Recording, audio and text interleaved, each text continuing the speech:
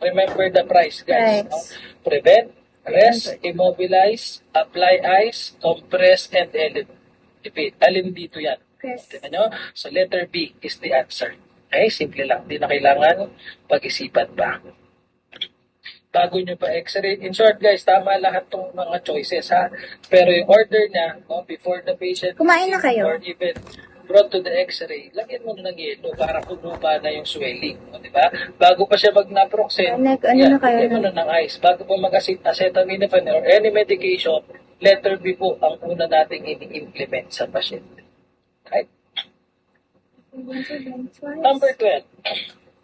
A patient, a school teacher with ulnar drift caused by rheumatoid arthritis. Guys, when you say ulnar drift, no, medyo umusbong or umuslik yung kanyang siko because of a small growth doon sa kanyang siko caused by RA. Ano, nakaschedule daw for a left hand arthroplasty.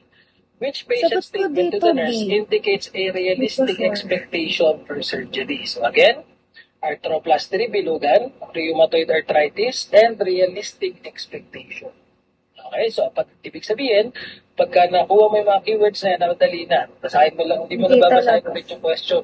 Babasahin mo na lang yung mga keywords mo. Again, rheumatoid arthritis, arthroplasty, ano ang realistic expectation? Letter A, I will be able to use my fingers with more flexibility to grasp things. Guys, ano sabi natin? When we talk about arthroplasty, inaayos, no, yung joints ng pasyente. Kung nag-narrow ang joint space, papaluwagin yung joint space. Kung may mga overgrowth, tatanggalin yung overgrowth. Ibig sabihin, magiging mas flexible ba yung kamay niya to grasp things? The answer is yes. Okay, so letter A is a correct expectation. What about B? This procedure will correct the deformities in my fingers.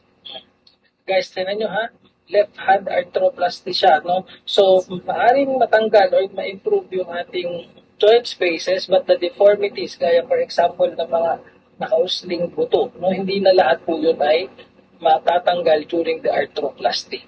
Joint lang ang inaayos, hindi yung mga deformities niya, unless isama siya sa procedure, no? So, letter B is a wrong choice. What about C? I will not have to do as many hand exercises after the surgery. No. The more na, dapat pong mag-hand exercise siya after the procedure. Kasi nga, yun yung expectation after the surgery is to improve the range of motion ng kanyang mga kamay at daliri. So, letter B and C are wrong choices. Lastly, letter D.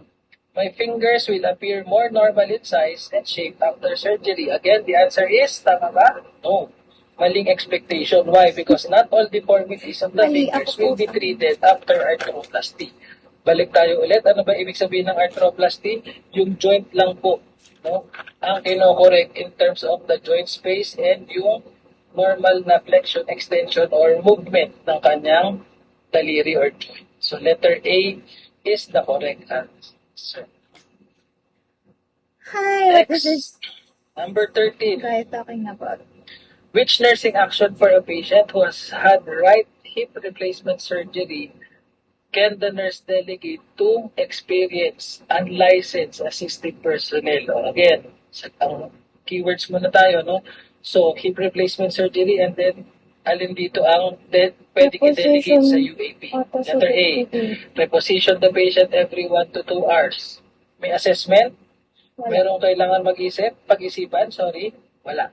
Basta sabihin mo lang, palit mo yung position niya every 1 to 2 hours. Pwede ba yung A? Yes, pwedeng i-delegate.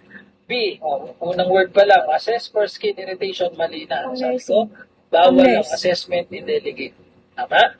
Letter C, teach the patient of quadriceps setting.